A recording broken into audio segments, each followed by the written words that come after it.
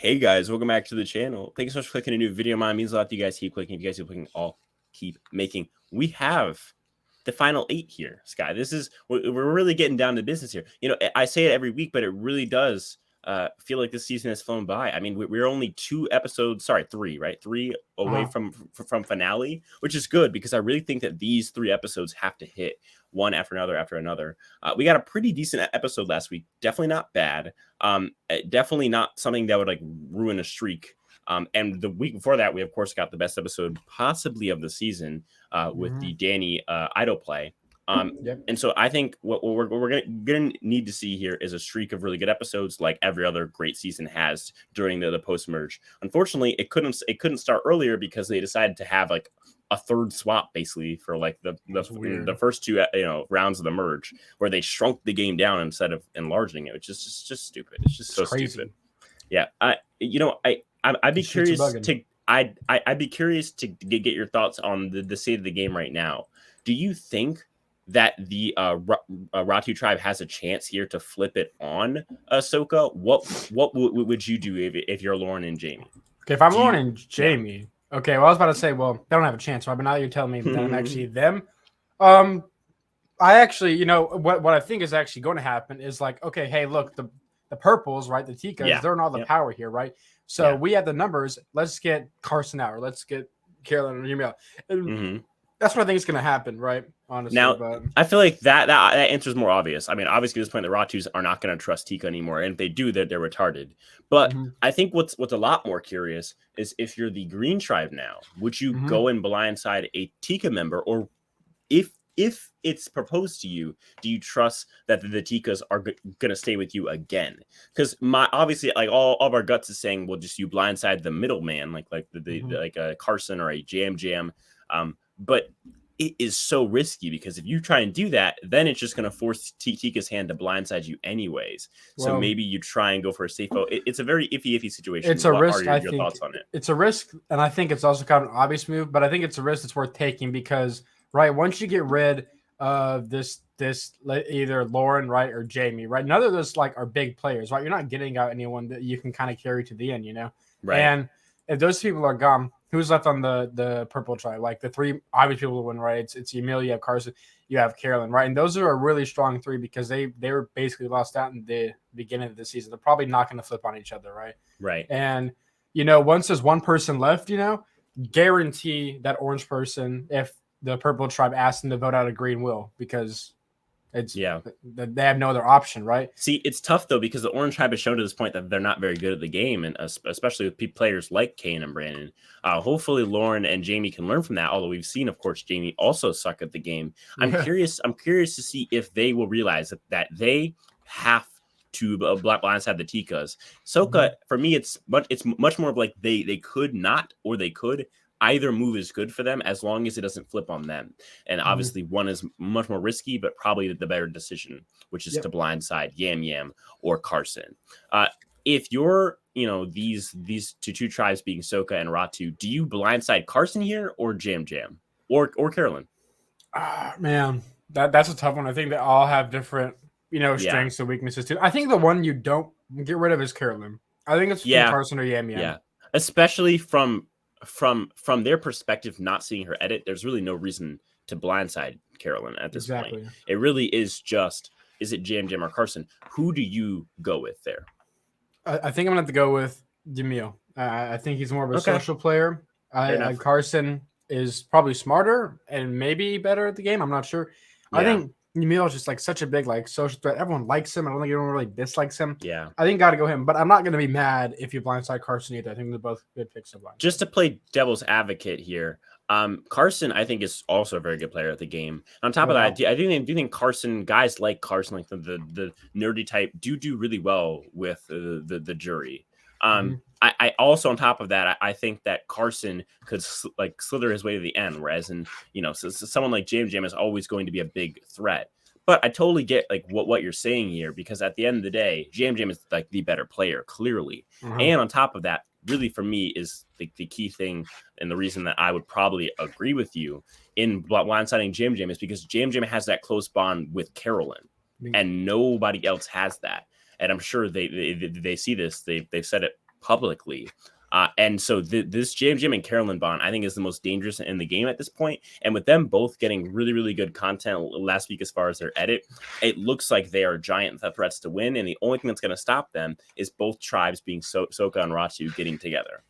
And with that, let's just get into our power rankings. We of course, go from worst to best, from players who are GOATs to winners, from players who are going to get voted out next to the players who are getting all the way to the end. And we're starting at 8. So 8, we have Jamie for me. Jamie is someone to me who finally. Jesus Christ, what are you doing over there? What do you open? Jesus Christ, I'm closing the container. What do you open it right now? Hold on. You open an Amazon package over there, buddy? Come on now. I'm closing it. I'm closing it. All right, whatever we say. But yeah, number 8 for me, I have Jamie. Jamie to me is just, I mean, like you've said it, just the worst player on the season that's left right now. It isn't even really close, to be honest. I can't find a person who's worse at the game than Jamie. The closest is probably Lauren or maybe Carolyn. On the same and it's track. But it's like at the end of the day, neither of them just look as dumb as Jamie does at times. And what's worse is both Lauren and Carolyn are getting edits that make them look smart. Jamie is not. Jamie's getting an edit, specifically last episode, the clip where they show Jamie saying, "Oh my god, and I have a real idol." But you don't. It's like, shut up. Like, you don't have one. It's like she looks so stupid there. And I mean, it's like, it wasn't even like they edited it like that bad. Like, of course, I'm sure they like increased the laughing volume and like made it sound more annoying, but like that was annoying just on its own. But for them to choose to show it, it just shows that she's clearly not going to win. Winners are not shown in that way. At the end of the day, people can say, "Oh, Edgic, it's not real," but at the end of the day, winners are not shown to be idiots. Yeah, and not even Erica was like shown to be an idiot. Right, and, exactly. Like, she had no edit, but she's still getting an idiot edit. And she had no business even being close to the end. So if if Erica's shown in a good light, Jamie will definitely be shown in a good light. And Jamie's not. So Jamie's going to lose the game. She's also a bad player on top of that. Number 8 for you, I'm guessing, is also Jamie. Yeah, I've had her, I think, either at the bottom or around the bottom for basically the entire time. Yeah. It's because she's clearly the best. She's clearly the worst player. Now, I don't really blame her for believing her idol is real, because I think most people in her situation would have thought her idol is real, but it's obviously not good for her. If you're a winner, they're either not going to make you look completely like an idiot, right, when you have it. Yep. And they're making her look like a complete idiot, even though it really isn't that dumb for her to think that her idol is real. No, it isn't. It isn't at all. I mean, I'm sure there's like small cues that she may have missed, but at the end of the day, you find something that's your only like reference point for what an idol looks like. With that being said, you would have hoped that she would have recognized at the merge, just like Matt did, that his idol was fake based on the fact that she knows someone has it, but she has no idea. Actually, no. Brandon played his idol after before she found it, so she really Gaffney had his. Yeah, Gaff never told her, so she really has every reason to believe it is a real idol, because no one has come out and said that they have it on her tribe. And she must just think that it went home with Brandon, which is so tough. I almost think that maybe, if anything, Kane should have known because he was closer to Gathew. Or maybe Carson. The idol's gone now, so it doesn't really matter. I guess. It's kind of a moot point. I suppose Carson knows that the idol's gone, but then that's like really tough to expect Jamie to talk to the specific person who happens to know about the idol that's been kicked. So it really isn't a dumb move, but again, it's the way it's shown that is really, really stupid. Yeah, and I bet she'll find out when the finale happens. But yeah, I have her at the bottom too, because she's not a good player and she's not even in a good position either. So yeah, agreed. She's in all facets of the game in a horrible spot. And on top of that, if it's going to be a Ratu, it's going to be her, which is even worse. That's even worse on top of that. So, I mean, I if anything, Jamie is the only person I think at this point that I can say 1000% she is not going to win. And that moves me to my next person, the person who I'm the second most confident based on his edit that he's not going to win. I have Danny. He tanked a lot. This week he went from 2, I think, to 7, or maybe 3 to 7, and that's because, I mean, at the end of the day, they showed him being. They made him look so bad last episode. They made him look so foolish last episode. Not once, not twice, but at least from my memory, that's 3 times. The one that I kind of remember the most, the one that sticks out, is at Tribal, where Danny makes a valid point that you're not sitting out for the tribe, you're sitting out for yourself to eat. Like you're not doing something to be selfish or to be selfless. You're being selfish. And that is 100% true. But again, it's all about how you say it and how it's shown. And it was shown very aggressively, in contrast to Kane being like, "What? No, I don't see it that way." I don't see it that way. And it's like, I think now you're voted out. Like yeah, you lost. Like, you just been voted out, bro. He makes a valid point, but yeah, they do make him seem like such an evil, villain. Just horrible. And then the second, and then I think the second one that I was thinking of was originally when it happened, when he is basically the only person on the tribe saying we shouldn't sit out. Let's be the season. Let's be the season where no one sits out. Right. And then the third one that I remember was when Franny came to him with what at the time seemed like a pretty plausible and obvious idea, which is to blindside a Tika member. Obviously, looking back, Danny looks super smart now because he was able to get out. It's illogical, Franny. You're stupid. Right.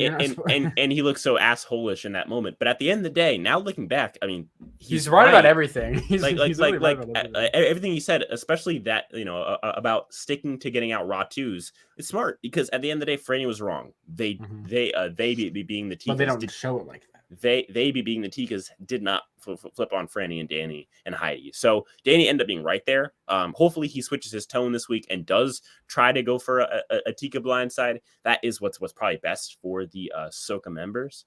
But I'm really, really, really curious to see if his edit will continue to decline. It feels like a Jonathan edit from 42, where he's just over time he was just shown to start grading and becoming more and more unlikable and negative, to the point where even me, someone who really, really wanted to win, I just was like, oh, I don't like seeing this dude. Like he was the guy who we were all rooting for, but it was tough to root for him when you knew his edit was just deteriorating farther and farther. Who do you have at number 7? Well, I'll say this: Danny did fall for me, but not that far. At 7, it has to be Lauren. I feel like. Oh wow. Okay. She's. I don't think she's really that great of a player. I think actually that I think what's the name? Jamie would still be voted out over her just because things happened. Yeah, obviously. But Lauren's not gonna win, man. Like I can't see it at this point. You can see it. I see the issue is she has that whole single mom thing going for her. Bro, who cares? She got knocked up and then they left, bro. It's. No, I get it. I mean, I agree. I didn't. They haven't developed it enough for me to care yet. But they still have 4 episodes to do it. Plus, again, in that 4th episode, it's 2 hours worth of content. Like they have 6 total hours to get us to care. That is a scary amount of time. Bro. And I think that she's gotten enough to the point where she's not completely purpled. She's just has no, bro. Lauren might as well be a part of Whoville because it's who is she, bro? We don't know, bro. Right, but the point I'm making is that there's 2 tiers of Whoville. There's there's the Erica edit where you're like, oh yeah, that person. And then there's the Heather edit where you're just like, ooh, and it's I never remember Dr. Seuss writing about the 2 tiers of Whoville in his books, but yeah, but I mean, I feel like Lauren, she's still on that Erica level, and if Erica can do it, she can do it, because I do think, honestly, at the end of the day, I do think Lauren's probably a better player than Erica is. So I don't know. I'm just afraid of a possible big move coming from Lauren, and then it's going to propel her game. But what's her big move? Do you think? No. I'm saying coming in the future. We still have 4 more rounds left, and these rounds are usually the most important of the game. So it's going to be unfortunate if Lauren does pull off something really, really smooth, similar to Marianne in 42, where she makes 1 move and then that's her resume. It's it's very, very silly. Have her in the top 3, but I'm cool with it. Yeah. I mean, I'm really hoping that she doesn't get to the end here and win. That would be so depressing, especially after we have so many fantastic characters. To have her win out of I think I remember at final 11 or 12. This is on record somewhere where I said, anybody but Lauren wins, and I am happy with the season. It's the best season out of the 4, and it's now that it's getting close to the end, and Lauren's still here, and she's having people below her on the power rankings. It's getting more and more scary. It's like a horror movie where the jump scares coming. I think you're kind of putting too much worry into it, honestly. Man. I mean, I'm just don't you think that Survivor kind of listened to the criticisms they got from 41 and 42 because 43 and 44 have been a lot better. I just don't think with the criticism they got in 41 and 42 they do the same thing It with Lauren if worries she me. does win. It worries me too. I feel like with the whole inspirational thing, that kind of narrows it down where it can only really be Lauren, Carolyn, Jam, Carson. Do you think? I mean, is there anybody like feasible who it can be besides Okay, that? well, so what did Jeff say about the season again? It's the most. He said like, it's one of the most. inspirational. Yeah, well, he used other words to describe the game, but he said the first word he used was inspirational seasons. So I'm thinking it has to be a woman or a gay guy. He could be talking about the entire season, though, could he? I mean, like, Yeah, I mean, like it's Gassy at the very beginning, like, oh my god, or was it Carson? I forgot. Like, I it's used the either puzzles from real life and I did them in the game. it's either the winner, which is what it really like most likely probably is, or it also I guess could be someone who goes out in fire or like a finale boot or something or like a second place finisher. But it's going to be someone who at least I think makes it to 4. And you really have to hope that that person who's inspirational, that most likely the woman I don't know. or the gay guy doesn't win. I think just he based off was that. talking about inspirational as in like a March Madness effect, where it's like, oh my god, this team had such a great run, but like, of course, they didn't win the whole thing. You stupid idiot. Okay. It's like they couldn't have. They weren't good enough. Interesting. I mean, I see where you're coming from. I'm just worried about the whole inspirational thing, and hopefully, it's not the person who wins doesn't just have a good story; they also have a good game. I'm really hoping it isn't that where it's like, oh my god, look, this single mom won. What's it's like, who cares? Like, did I ask? Is the question of the day. Yeah, it's so like, where's the dad at? Like, where's your father at? Okay. All right, let's go to number 6, 5. 5 or no, 5. wait, 6. Yeah, 6 for me is Lauren. We just talked about her. What's your 6? My 6 is Danny. Okay, fair enough. Okay, good. It was just like so bad. It was like historically bad last episode. It was really because the thing is like it's different from like just being like an asshole, but like his points he were making were the correct points, but they still made him look like the bad guy. Which if he wins, I just don't see them doing that. If he wins the game, right? Why make him with all the good points and the good moves he's made? Why make him look like a villain? So I don't know. Yeah, I just think Danny's edit was so horrendously bad, to the point where it's just like I really do feel like he lost all of his chances to win, and on top of that, he happens to be the biggest threat in the game. There's just no way. No way. And so it's going to be a tough one for Danny. I hope at least his blind side is epic. Hopefully. And hopefully, so the person who blindsides him is someone who we actually want to win, and not like Lauren or something stupid like that. Yeah. So we'll just have to see. We have numbers 5 for me, right? Yep. Yeah, 5. I have Franny. I don't know. I'm really curious about her because she's kind of getting not a lot of screen time at this point. After her episode where she was saved, she hasn't really been getting a lot of screen time. Now, what I do think is good is she's being shown as the more rational person over Danny, especially with that combo where she's trying to go after the purple tribe. Hopefully that leads to a big move for her specifically. But if it doesn't, I just don't know what else she can do. Like she doesn't have a lot of power, and when Danny eventually goes out, she's going to be left with nobody except the new alliances she makes. Hopefully, one of those is Carolyn. That it seemed to be kind of starting last episode, and hopefully that can come to fruition. What's your number 5? Yeah, my number 5 is Franny. So Franny Martin, she was supposed to have this revenge arc, but like didn't really happen, So yeah. It's like is the Ponderosa if it's still gonna happen at this point? I don't know, but it's just I think that once the revenge arc didn't happen, it's kind of like, do we care about it anymore? No, we don't. So yeah, I mean, the way that I see it is like, as Franny, her only chance is to win with like that not necessarily moves, but with like just an overall player base. Like she's a good player. Like I don't think any of us think she's an actively bad player, like a Jamie or something. With that being said, I don't see a move she's going to make other than taking out a big Tiki member. I think that is her way to win based on the edit. Yeah. And if she can't take out someone like Jam or Carson, she's going to be completely screwed. I have a player comparison. I think you might not agree with it, but I feel like she doesn't really make a move. She's kind of like Owen. It's like we knew Owen wasn't like a terrible player, right? But it's like, what'd you do? So Yeah, I can see her having that route. Right, yeah, I could see that where she doesn't play a horrible game, doesn't play a great game, probably a better game than Owen, but just not good enough to win against whoever is the the winner or whatever. It's like Owen wasn't a bad player, we all knew that, but it's like he just didn't make a big move or anything, So it's like we're not going to vote for you. We're going to vote for Gable, and he's going to get a Monday weighted shirt. Screw you. Yeah.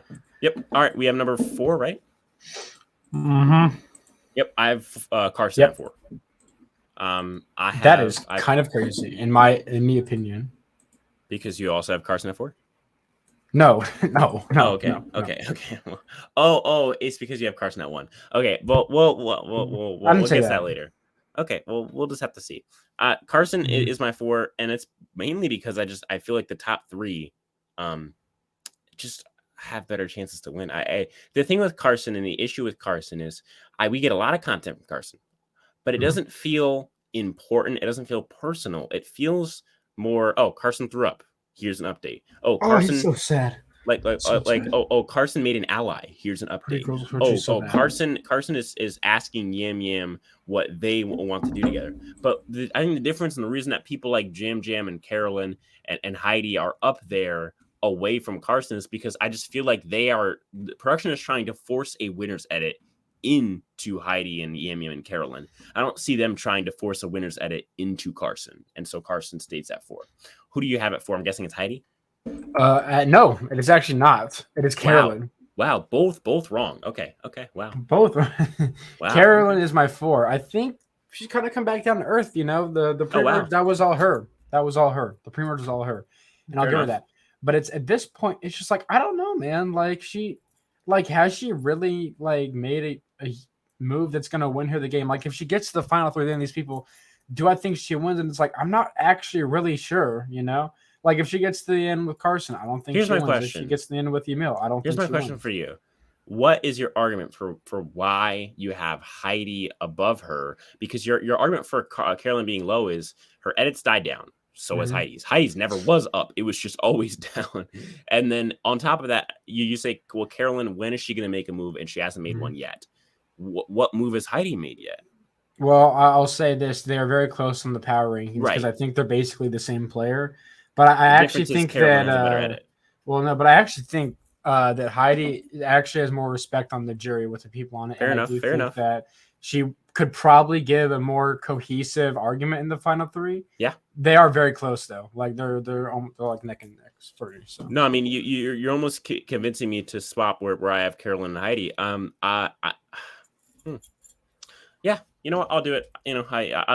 Everyone says, Professor, you're a very, very closed-minded individual. No, I'm very open-minded. When someone's right, I'm very open-minded.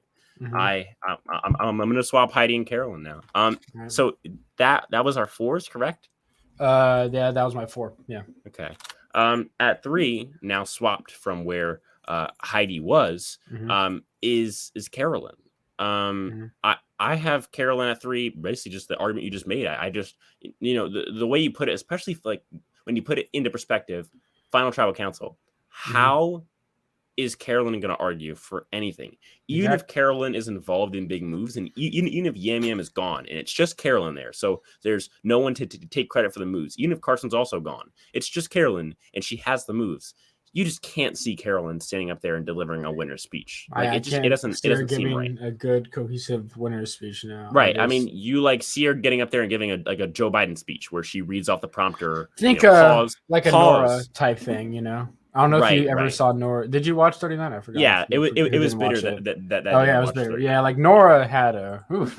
Yeah, Nora was an interesting conundrum at Final Travel. Yeah, I could see that. I don't think she's gonna bomb it. I don't think the edit would prop her up this much and then have her bomb just it. For her to bomb it, yeah. I think she either goes out finale night, maybe at 4, or she gets to the end and gets to second place. But we see exactly why she loses here. Which I think would be really, really fitting and really, really cool to see. I don't want her to get third and But what I don't want is for her to get third and like just get 0 and just nothing. Like what I would want more is to see her get like Jam and Carson's vote, and then like everyone else can vote for the winner or something like that. Yeah, definitely. I got 3 for at you. 3. I have Heidi. So Okay, fair enough. It's just like her edit isn't bad, and that's better than a lot of people apparently can say on the season. And I think that she had that one move kind of where she was like in the middle, right, in the pre-merge, and she kind of decided that vote, not really. And I also think that people just like her, and she has more friends on the jury. And I do believe that if she were in the final 3, even if it's against like Carolyn, I think she gets a vote of her. But I don't think she's gonna win because with the people like Carson and Yam in the game. No, I mean Heidi has a clear path to the end. She has to get out these Tikas. That is her only way to do it. I think Heidi can probably beat Franny at the end. I think Heidi could see. I don't know. See, her and Franny is close, but Heidi has a shot against Franny. She beats Lauren. She beats. Oh, is Massa? I don't know. It's difficult. But Danny's gonna be gone, obviously. Yeah, I don't think Danny's there.